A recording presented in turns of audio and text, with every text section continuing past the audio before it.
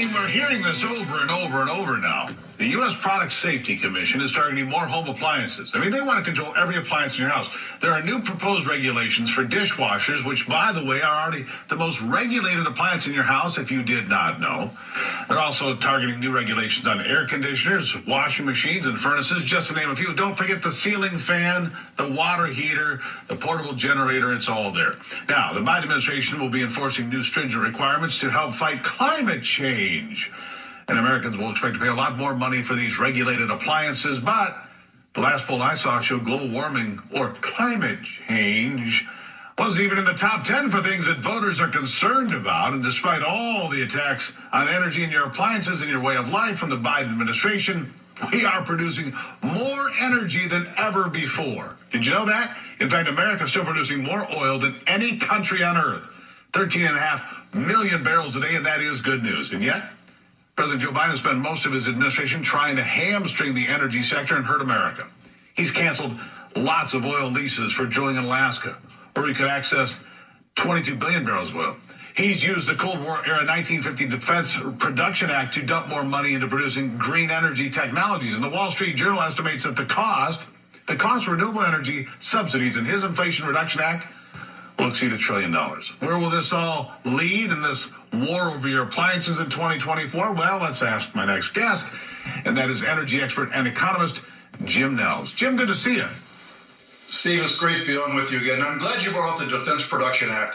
The fact that we are using the Defense Production Act to make solar panels and heat pumps is absolutely insane. But let's go back to the 2020 election when the American people were saying, can we please regulate our gas stoves? Can we please fix those overhead ceiling fans and just get those things to be more energy efficient? If you remember also, too, people in New York were just clamoring to have more and more regulation about wood-fired pizza ovens. It's insane what's happening right now. He doesn't understand what's going on, and in fact, it's incredibly embarrassing to the country. I'm just really glad that he was so exhausted from his vacation at Camp David, he had to fly to St. Croix to take time off from that vacation. Well, clearly. I mean, the man's exhausted.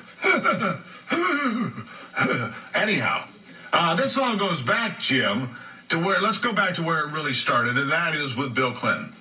Taking us from toilets that actually worked to toilets that had restricted water flow. So, you know, the whole courtesy flush thing, it's not a courtesy flush, Jim. The toilets don't work. You have to flush them 3 times to make them work the way they used to, because we're only allowed to use 0.9 gallons. 0.9 gallons is what we're limited to.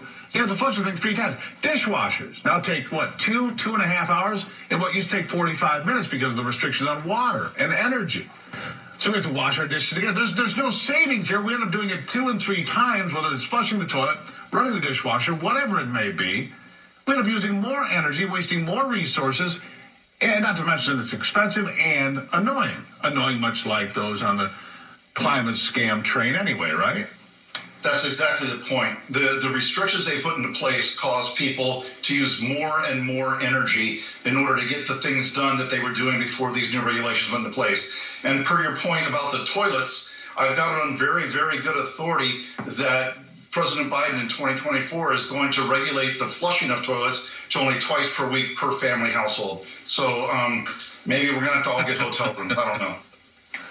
Well, Joe Biden clearly is full of. Well, wait a second, family show. Can't say that. All seriousness, though. All joking aside. Seriously, folks, this is an assault on every appliance in our house. Plus, you bring in smart meters, Jim, so that some central planner somewhere can say, "Oh, Mr. Gruber, that's enough air conditioning for you for today." Boom.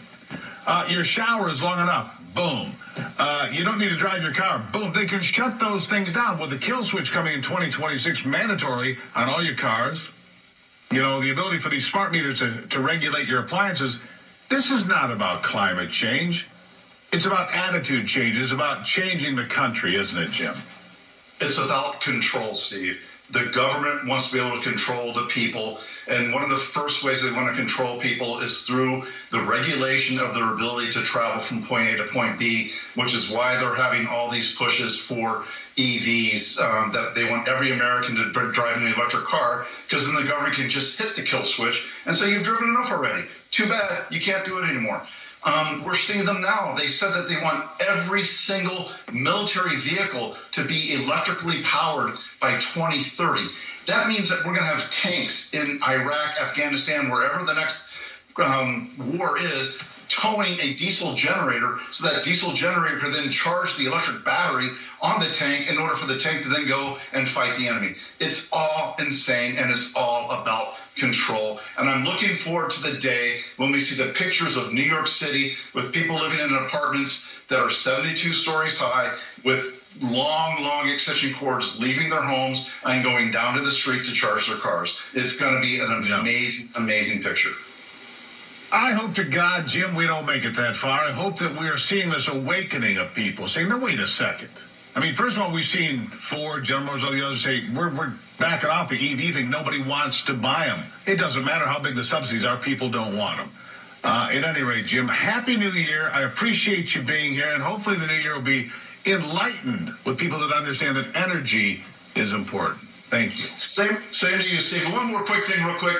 They're also regulating battery chargers, but don't we need battery chargers to charge the batteries for the electric stuff that they're making us use? I don't know. Look. Just stop making sense, please. It's not helping their argument, all right? Just stop it. Jim, Happy New Year to you all. And you too, my friend. After the break.